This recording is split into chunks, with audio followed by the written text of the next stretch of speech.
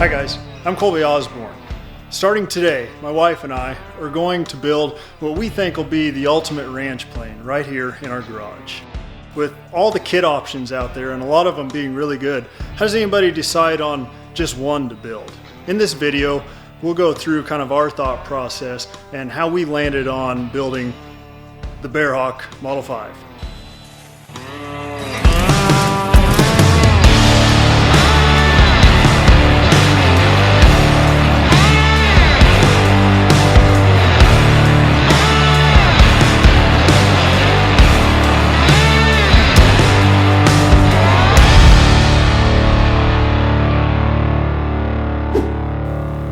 Okay, so we started out by defining our mission. Top priority for us was something that would transport Amanda and I, our 2 wild border collies, and weekend bags for a medium length cross-country trip.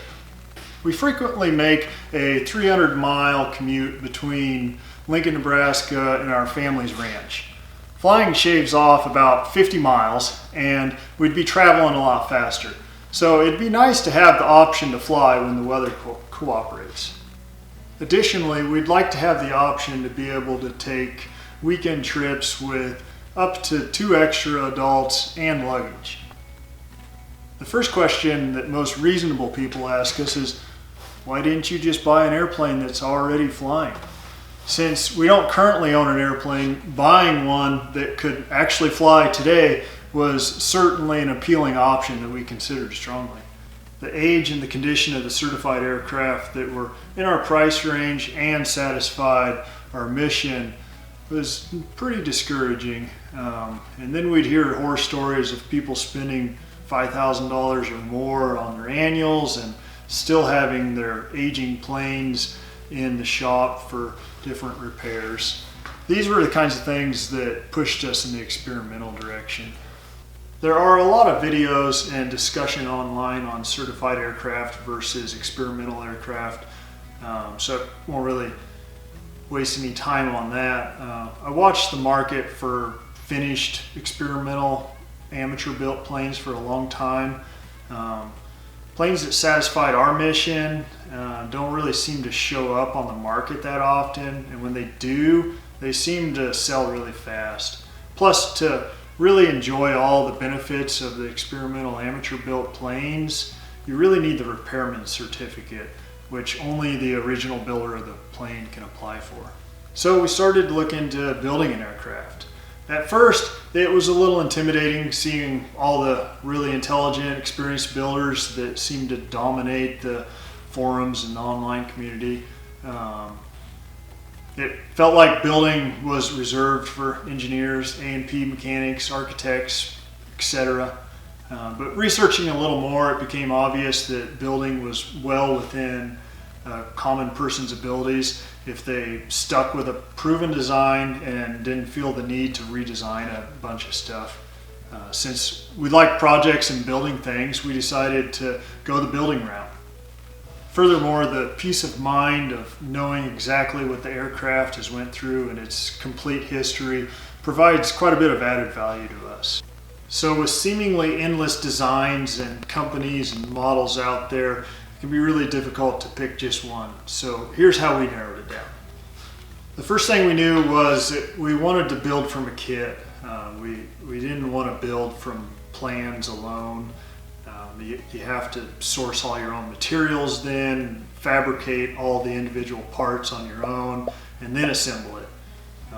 Respect to those that have the skills and perseverance to do that. It's kind of amazing, but that's not us. Then, considering our primary mission for this aircraft is to haul my wife and I, our 2 dogs, and some stuff, most of the 2-seat designs start to fall off. And while speed and useful load are really important to us, it can't be cost prohibitive to enjoy an evening flight around the local area or go do some pattern work or things like that. Another must was to have an active building community. We needed to know that there would be people out there willing and capable to answer questions if we had it, or even if something bad happened to the company, we wanted and be able to have the support that would be needed to finish the plane. One of the biggest reasons that we really like to fly is just enjoying the view out the window, and the great visibility that a high-wing aircraft offers you, directly below, is something that we didn't really want to give up. So that kind of crossed off, or it was a strike against all the low-wing aircraft in our mind. So eventually we want our plane to be based out of just a pasture on the ranch. We wanted an aircraft that could operate off airport and take some gopher holes and hit some cow trails and things like that, and be able to take a joke. On the flip side, speed's really important, since most of the time the aircraft will be used to get us from point A to point B. Most of the off-airport designs really focus on the STOL capabilities, and so the upper end of the envelope really kind of suffers. In the end, it came down to either the Rand's Outbound or the Bearhawk for us. There were several things that kind of pushed us towards the Bearhawk. We didn't really want to wait, a year and a half to get our kit, and we really wanted the bigger aircraft, that we wanted the extra room to kind of grow into, and thought that it suited us better. Other things we wanted that the Bearhawk design offers is a strong metal cage to add protection in the case of a landing mishap, large cargo doors for loading large items, and the reduction in drag that the true aluminum wings with the flush rivets offer. So once we were fairly certain that we wanted to go with the Bearhawk, we started visiting with Mark Goldberg with Bearhawk Aircraft. Mark invited us down to his place near Austin, Texas to check out a Bearhawk in person. Since we're always down to visit somewhere a little warmer that time of year, we drove down to Austin, Texas, and checked out some of the tourist things like the state capitol, the historic 6th Street, and of course we ate barbecue and things like that. Had a great time. Then we made our way out to Mark's, where he showed us his Bearhawk 4-place and LSA, a kit, and fielded a long list of questions I had for him. It was great to be able to see a couple of Mark's Bearhawks and visit with him about them. But honestly, it left me wishing that the 4-place was just a tiny bit bigger. I knew it would satisfy our mission and was certainly the best option on the market, but a little bit larger would be perfect. And then the news about the new Model 5 was released.